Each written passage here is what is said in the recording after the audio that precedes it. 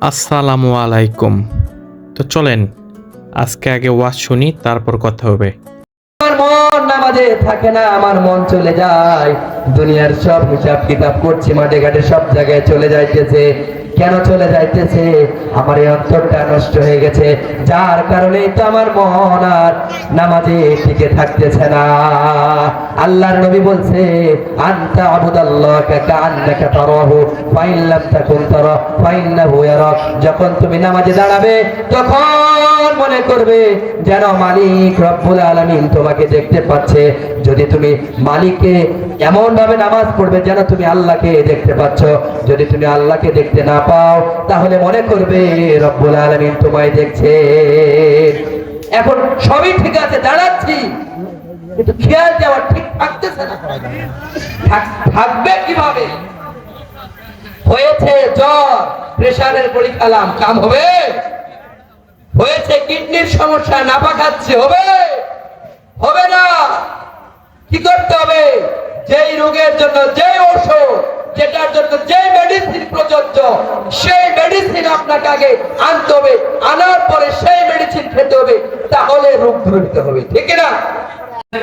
মিশরের বাদশাহ খুব দানশীল, সে লোকের মাঝে এই দুর্ভিক্ষের সময় রিলিফ বন্টন করতেছে। সূরা ইউসুফ খুলে দেখুন না, রিলিফ বন্টন করতেছে। তোমরা যাও, 10 ভাই ওখানে যাও, যাই কিছু রিলিফ নিয়ে আসো, বাদশার ব্যবহার কেমন সেটাও দেখে আসো। তো তারা সেখানে গেলেন। যাওয়ার পরে হযরত ইউসুফ আলাইহিস সালাম চিনতে পারলেন ভাইদেরকে। 7 বছর বয়সে ওনাকে কুয়ায় ফেলে দিছে, আর উনি এখন যুবকে পরিণত হয়ে গেছে, মন্ত্রীর পদে নিয়োজিত হয়ে গেছে। উনি চিনতে পেরেছেন, কিন্তু ভাইরা কেউ চিনতে পারলো না। তো উনি তাদেরকে মাল দিলেন, খাওয়া দাওয়া করালেন। এরপরে বললেন, তোমরা যদি আবার আসো এর চেয়ে বেশি দিব। তারা এই 10টা উট বোঝাই করে তারা মালামাল নিয়ে বাড়িতে ফিরল। ইয়াকুব আলাইহিস সালাম ডাকতে বললেন, বাবা তোমরা যে মিশরে গেলে তো আমার সময় শেষ।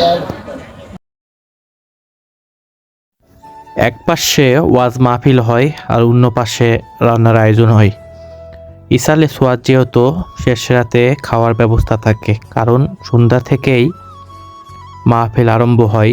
যদিও বিকাল থেকেই কার্যক্রম শুরু হয়, কিন্তু সন্ধ্যার পর থেকেই, মাগরিবের নামাজের পর থেকেই আরম্ভ শুরু হয়। এক এক করে বক্তা পর্যায়ক্রমে ভাষণ দিতেই থাকে, অর্থাৎ ওয়াজ করতে থাকে, আর দর্শক শ্রোতা সেটা শুনতে থাকে। এক পর্যায়ে এশার নামাজ হয়, তারপর দ্বিতীয় বক্তা, প্রথম বক্তা, এভাবে উঠতেই থাকবে। আর সেটা সবাই শুনবে এবং আমল করবে, এটাই আমাদের চাওয়া। সবচেয়ে বড় কথা হচ্ছে, ওয়াজ শুধু শোনার জন্য না, ওয়াজ থেকে শিক্ষা গ্রহণ করাই ইম্পর্টেন্ট। তো একদিকে যেহেতু ওয়াজ চলতেছে ও অন্যদিকে রান্নার আয়োজন চলতেছে, তাই আমি ওয়াজ থেকে একটু উঠে রান্নার দিকে আসলাম। তো এখানে দেখতেছি সিনিয়র সিটিজেনরা সকল কার্যকলাপে দেখাশোনা করতেছে এবং তদারকি করতেছে। এই যে দেখতে পাচ্ছেন অলরেডি পোলার ব্যবস্থা হচ্ছে। রাতে পোলা হয় গরুর মাংস দিয়ে, ওইটাই শেষ রাতে ওয়াজ শেষে বাটা হয়। তো ভাবলাম যেহেতু ওয়াজ হচ্ছে, আর গ্রামে ওয়াজ মানেই কিন্তু একটা ভরপুর আমেজ, মেলা মেলা ভাব। তো ওয়াজ বাড়িতে অনেক দোকান আসে, তো ভাবলাম একটু ব্রেক নেওয়া দরকার এবং কিছু খাওয়া দরকার। তো আমরা চলে আসলাম এক এক করে। এই যে আপনাদেরকে আমি এক এক করে দেখাচ্ছি, ফুচকা, চটপটি, ঝালমুড়ি, জিলাপি, পেঁয়াজি, পানি, শরবত, চা থেকে শুরু করে নানান রকমের দোকান কিন্তু এসেছে এবং মিষ্টি জাতীয় সকল কিছু এখানে পাবেন।